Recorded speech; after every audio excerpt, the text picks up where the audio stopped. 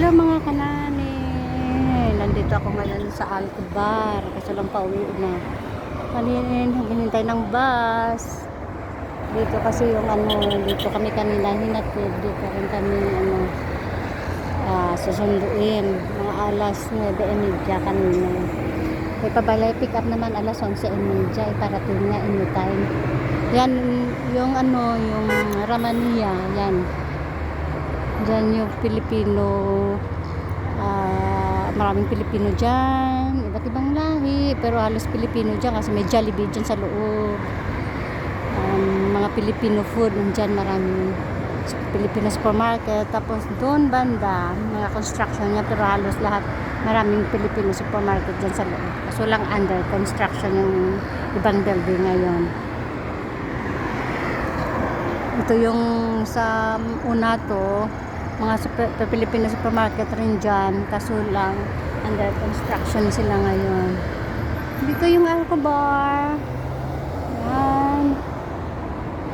Dyan kami dati kumukuha ng OEC sa building na yan. Kaso lang wala na, nandun naman sa banda sa lulo. Ang traffic ngayon. Parating na yung bus ko. Tapos dito sa likod ko yung police station. Hindi pwede na. Ito yung Ramania na sinasabi. Yan ka bibili ng gold. Yan, marami dyan.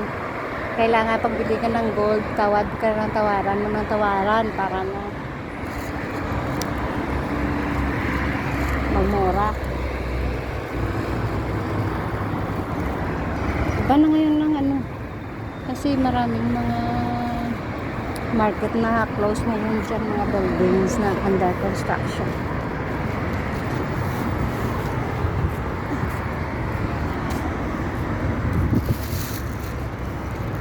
Any minute padating na yung bus.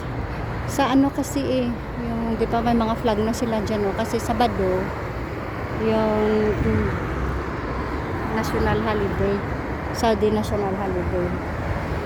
Yan. Kaya yung maraming mga flag. Yung traffic na yun. Andyan na yung bus namin at hindi po.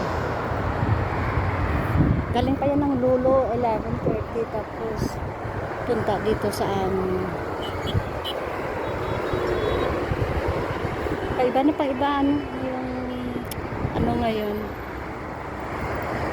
yung Saudi, marami na mga malalaking buildings. Tapos yung mga lumang buildings dyan sa loob na pinapalitan kasi mga mga luma na. Tapos yung mga kumbaga hindi na matibay. Yan mga wala ng tao yung dyan bandaran. Utos kasi yan ng hari na lahat na lumang building kailangan talaga palitan. Ganun pa rin yung iba, pero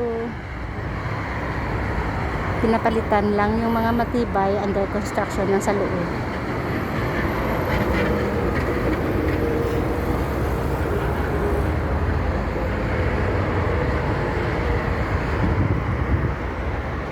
Dito maraming mga Pilipino dyan halos lahat sa second floor yung mga Filipino food dyan. Tapos Jollibee, may Chowking, may Bongbong, tapos mga halo-halo dyan. Okay mga kanani, kasi padating ng bus ko. Salamat. See you in my next vlog. Hindi pa yata, pero padating na anytime. Isang Pilipino rin. Okay. Bye bye mga kanani. See you.